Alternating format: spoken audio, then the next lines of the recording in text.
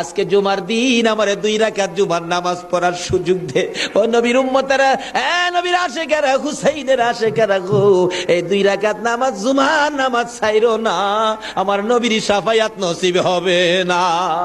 রক্তে লাল হইয়া যদি হুসাইন 2 রাকাত জুমার নামাজ পড়তে পারে গো, আজকাল থেকে কথা দিতে হবে জীবনে কোনোদিন জুমার নামাজ ছাড়তে পারবা না।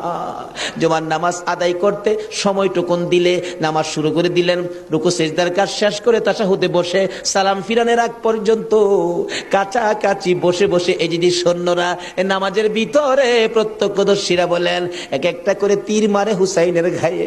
ডান দিক দিয়ে যদি তীরটা মারতো, বাম দিক দিয়ে বেরিয়ে যাইতো, সামনে দিয়া মারলে পিছন দিয়া বেরিয়ে যায়, এই কিসিমের তীর গো নামাজের ভিতরে বাহুতুরটা তীর লাগাইছে। হুসাইন সালামটা ফিরাইয়া নানা গো কইয়া কালতে কালতে জমিনে গড়াগড়ি সরি করে দিলে। নিষ্ঠুর পাষাণ এই যদি সৈন্যের সীমার গলা কাইটা মাথা আলাদা করে নিয়ে গেছে। হুসাইন শহীদ হয়ে যায়। ওদিকে দিয়ে ডাকতেছে।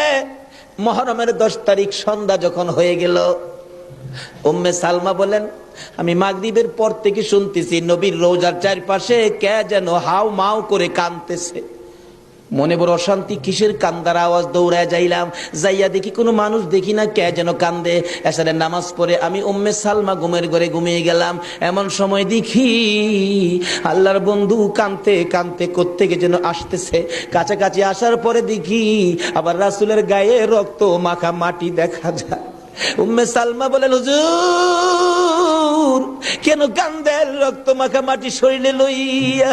আমার নবী বলেন উম্মে সালমা রে, বোতলের মাটির দিকে তাকাইয়া দেখ, বোতলের মাটির অবস্থাগুলো দেখ। উম্মে সালমা বলেন তাকাইয়া দেখি